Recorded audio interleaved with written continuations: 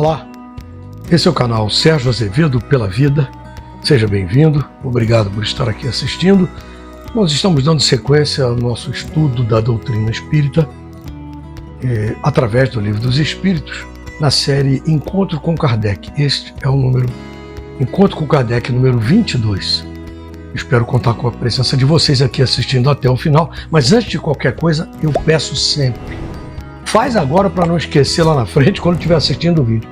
Deixa aquele clique na mãozinha do joinha, o famoso like, para o YouTube saber que você está gostando. A gente tem tido aí em torno de 60, 70, 100 visualizações, está ótimo isso na exibição dos vídeos, mas tem tido muito pouco like. Realmente é porque certamente as pessoas estão esquecendo de clicar na mãozinha. Você ajuda bastante se fizer isso. Não esquece, deixa o like, se inscreve no canal e fica até o final do vídeo, que a gente vai estudar hoje as questões 330 a 343 e eu vou fazendo alguns comentários durante a exibição do vídeo e das perguntas. Vamos lá? Capítulo 7. Retorno à vida corporal. Prelúdios do retorno.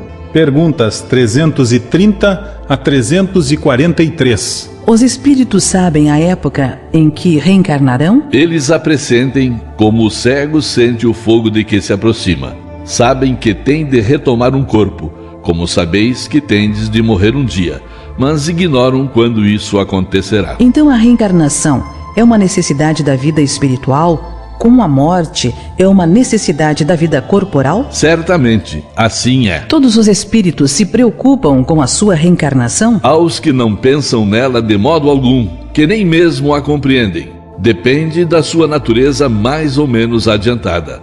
Para alguns, a incerteza em que se acham em relação ao seu futuro é uma punição. O espírito pode antecipar ou retardar o momento da sua reencarnação? Pode antecipá-lo, solicitando-o por um desejo ardente. Pode igualmente retardá-lo, recuando diante da prova, pois entre os espíritos também há covardes e indiferentes, mas não o faz impunemente, visto que sofre com isso como aquele que recusa o remédio salutar que o pode curar. Nascer de novo, reencarnar, sim, isso é obrigatório. É obrigatório segundo a lei de Deus, é uma lei de amor, de bondade, como nós já estudamos. É a forma que nós temos de evoluir aqui na Terra ou em outro planeta, não importa, mas sempre tem que acontecer. Muitos até preferem ficar na vida espiritual e muitos ficam bastante tempo, mas como sempre, tudo depende da evolução dele, se ele vai poder ficar mais tempo ou se vai ficar menos tempo. Quer dizer, outros espíritos podem até apressar a encarnação, deixando bem claro, você pode adiantar ou apressar ou retardar, como foi explicado no texto, né, na pergunta. Mas esses que querem apressar a reencarnação, adiantar, reencarnar logo, rápido, eles querem evoluir mais rápido, né? Isso tem um risco, que muitas vezes é um risco de não conseguir passar nas provas que ele vai ter à frente, por não ter feito talvez uma preparação melhor na vida espiritual antes de encarnar. Mas de qualquer maneira, como depende da evolução de cada um, ele teria possivelmente o arbítrio de dizer: não, eu quero reencarnar de uma vez, eu quero ir logo porque eu quero fazer essa e tal prova. Isso pode ser feito sim. Ou dizer: não, eu não estou preparado agora, vou esperar mais um pouquinho, deixa eu estudar mais, ou deixa eu cumprir algumas tarefas aqui na vida espiritual, para depois eu estar mais preparado para voltar ao plano terrestre, numa nova reencarnação. Se um espírito se considerasse bastante feliz numa condição mediana entre os espíritos errantes e não ambicionar-se elevar-se, poderia prolongar indefinidamente esse estado? Indefinidamente, não. Cedo ou tarde, o espírito sente a necessidade de progredir. Todos têm que se elevar. Esse é o destino de todos. A união da alma com este ou aquele corpo é predestinada ou só no último momento é feita a escolha do corpo que ela tomará? O espírito é sempre designado previamente. Escolhendo a prova que deseja sofrer, ele pede para reencarnar. Ora, Deus, que tudo sabe e tudo vê, já sabia com antecedência que tal alma se uniria a tal corpo. O espírito pode escolher o corpo em que deve encarnar? ou somente o gênero de vida que lhe servirá de prova? Pode também escolher o corpo, pois as imperfeições desse corpo representam provas que o auxiliarão a progredir, se vencer os obstáculos que encontrar. O espírito pode pedir, mas a escolha nem sempre depende dele. Poderia o espírito, no último momento, recusar o corpo que havia escolhido? Se recusasse, sofreria muito mais do que aquele que não tivesse tentado nenhuma prova. O corpo é idealizado para aquele espírito com características essenciais para o seu desenvolvimento na Terra. Quer dizer, na Terra ou em qualquer outro planeta, em outro mundo, a que ele esteja destinado. O que nós chamamos de engenheiros espirituais, esses mentores espirituais, agem diretamente em conjunto com o espírito e com os seus mentores para escolher a melhor forma física apropriada àquela reencarnação. Quer dizer, o espírito que vai reencarnar, ele pode sim escolher ou opinar sobre aquele corpo que ele vai ter, escolher no sentido de dar a sua opinião, como eu disse, opinar sobre aquele corpo. Não quer dizer que só ele que vai saber, ele que vai dizer como é que vai ser o corpo, não. Que tudo é apropriado à encarnação que ele vai ter, as passagens que ele vai ter durante a encarnação, por prova, por expiação, por qualquer motivo, né? E todo nascimento tem um propósito.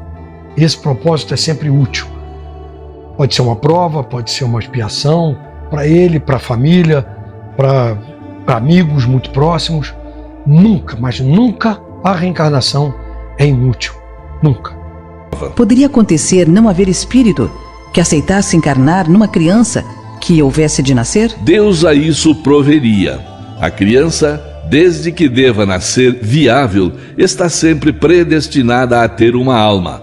Nada é criado sem um propósito. A união do espírito a determinado corpo pode ser imposta por Deus? Pode ser imposta do mesmo modo que as diferentes provas, sobretudo quando o espírito ainda não está apto para escolher com conhecimento de causa. Por expiação, o espírito pode ser constrangido a se unir ao corpo de determinada criança, que pelo seu nascimento e pela posição que vem a ocupar no mundo, poderá tornar-se para ele um instrumento de castigo. Pois é uma coisa interessante. Aqueles que tripudiaram da sua passagem no planeta, aqui na Terra, por exemplo, usaram mal seu corpo, abusaram das pessoas, coisas do gênero, foram muito egoístas, avarentos, trapaceando com os outros, maltratando as pessoas, né? Se ele não ele não aceita essa condição, se ele não reconhece e aceita que precisa melhorar, se não reconhece esse seu comportamento equivocado, eles são compulsoriamente indicados à reencarnação. Eles não têm escolha, tem que ir e pronto, acabou. Isso é uma espécie de determinação para a evolução. Ele vai precisar expiar aquilo que ele fez aqui. Tem muita gente que a gente sabe são o que a gente chama o pessoal do mal, que muitos vão ter que reencarnar compulsoriamente, não pode escolher se quer, se não quer, quando não quer. Esses certamente são indicados sem a sua própria opinião. Eles têm que fazer e fim de papo. Tipo assim, né? Agora, evidentemente que tudo isso, mesmo para esses, é feito com a orientação dos espíritos muito superiores. Esses espíritos superiores, esses mentores, eles traçam aquele caminho reencarnatório que o espírito precisa cumprir. Eles elaboram esse tipo de coisa, nesse caso compulsório, sem até a participação desse espírito reencarnante. Mas em todos os outros casos, que da aceitação da reencarnação, o espírito, como nós falamos anteriormente, ele participa disso, ele dá opinião, ele conversa, né? Agora tem um detalhe, a gente está falando, voltando àqueles que são compulsoriamente indicados para a reencarnação, eles precisam reencarnar no meio de famílias e pessoas que precisam ser muito complacentes, né? Porque, a rigor, ninguém gostaria de ter um filho problemático, né? Aceitar um espírito que soubesse que era um cara vil, muito problemático, malvado, né? Evidente que não, isso é uma questão natural da gente. Agora, existem então aqueles espíritos complacentes, benevolentes, que são abnegados e se propõem a receber esse espírito, mesmo sabendo da dificuldade que vão encontrar, que serve como expiação para esses espíritos e prova, expiação para o reencarnante e prova para esses espíritos que estão aceitando esse reencarnante, né? Isso acontece muitas vezes, e a gente vê muito isso nos casos em que você encontra pessoas que não se encaixam de jeito nenhum no convívio daquela família, com os pais, naquele meio que ele nasceu. Eles são muito problemáticos, a gente vê muito isso. É uma prova muito grande para esses espíritos abnegados que aceitam receber esses reencarnantes bastante equivocados, né? Se acontecesse que muitos espíritos se apresentassem para tomar determinado corpo que deve nascer, o que decidiria qual deles vai ocupar esse corpo? Muitos podem pedi-lo, mas, em tal caso, é Deus quem julga qual o mais capaz de desempenhar a missão a qual a criança está destinada. Porém, como eu já disse, o espírito é designado antes do instante em que deve unir-se ao corpo. O momento da encarnação é acompanhado de perturbação semelhante à que o espírito experimenta ao desencarnar? Muito maior e, sobretudo, mais longa. Pela morte, o espírito sai da escravidão.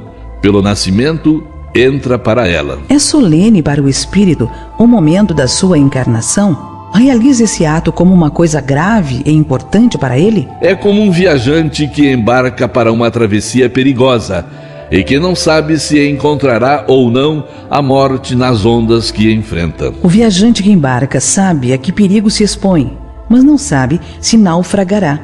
Dá-se o mesmo com o espírito. Conhece o gênero das provas a que se submete, mas não sabe se sucumbirá. Assim como a morte do corpo é uma espécie de renascimento para o espírito, a reencarnação é uma espécie de morte, ou antes, de exílio, de clausura.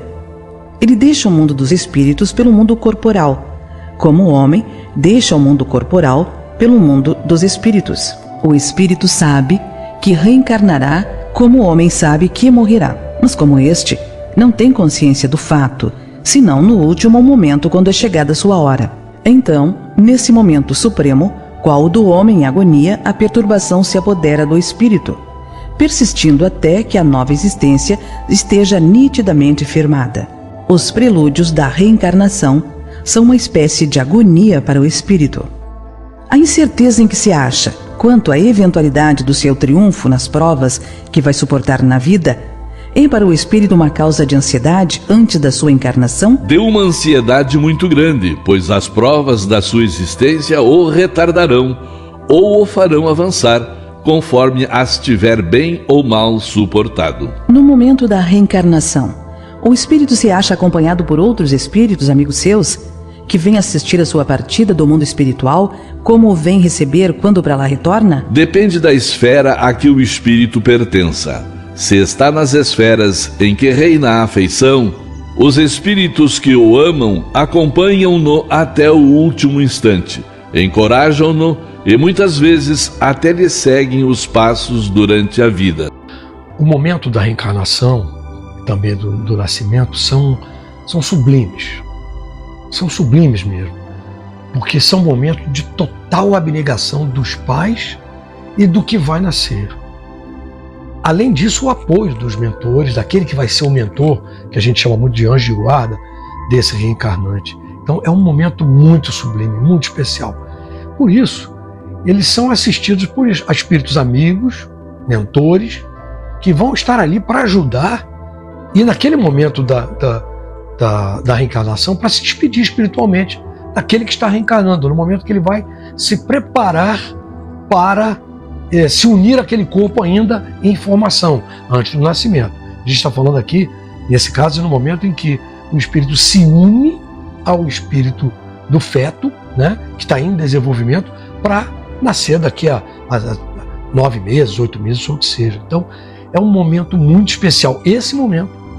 Então, nesse momento, muitos espíritos comparecem para se despedir. É como se, vamos dizer que você tem um parente, um filho, ou pai, ou a mãe, ou um primo, um tio, que seja, que vai mudar para outro país e só vai voltar depois de 60 anos, 70 anos, 40, seja lá qual for.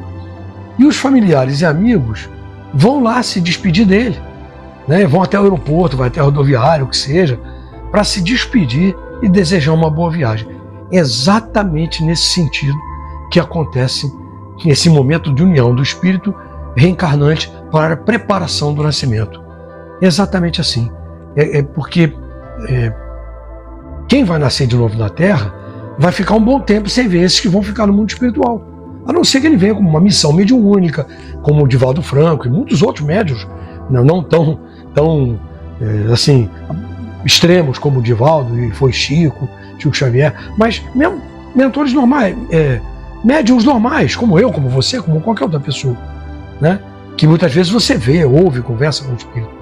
Então, de qualquer maneira, enquanto encarnado, ele vai ficar sem ver esses espíritos amigos e familiares durante o tempo que estiver encarnado. Então eles vão lá para se despedir. É nesse sentido aí. Certamente, esse que está reencarnando durante a sua vida na Terra, ele vai ser visitado por espíritos amigos e parentes. Esses que ficaram para lá, para trás, na vida espiritual, vão visitá-lo de alguma forma. Com certeza vão. E esses encontros, fora as questões mediúnicas, eles se dão através dos sonhos. Através dos sonhos. A questão é que o corpo físico fica aqui na Terra, ele não está preparado para lembrar com exatidão desses momentos de encontro dos sonhos. Então a gente sonha e muitas vezes você tem um sonho embaralhado. Caramba, eu sonhei de uma forma tão esquisita. Foi estranho, sonhei com fulano, uma pessoa, um outro que eu nem conheço, mais um outro. Eu estava em tal lugar que eu não sei onde é que é. E a grande maioria desses sonhos, não posso afirmar que são todos, nem a espiritualidade afirma que são todos, exatamente 100% deles, mas a grande maioria deles são os momentos que nós estamos desligados do corpo, que se chama desdobramento, que é onde nós dormimos, o espírito se afasta um pouquinho do corpo e vai estar em companhia desses espíritos amigos, com quem ele se afina, né? Só que na hora que a pessoa acorda, que está reencarnado, ele não lembra de tudo, não consegue decodificar tudo que foi visto, tudo que foi falado naquele encontro. Você imagina o seguinte, é como um HD de computador, em que ele não tem um determinado programa para abrir um determinado arquivo. O que é que vai acontecer com isso? Quando você vê o arquivo na tela, ele vem todo embaralhado, né? Cheio de caracol, asterisco, barras, pontos, exclamações, cheio de caracteres diferentes que você não consegue decifrar.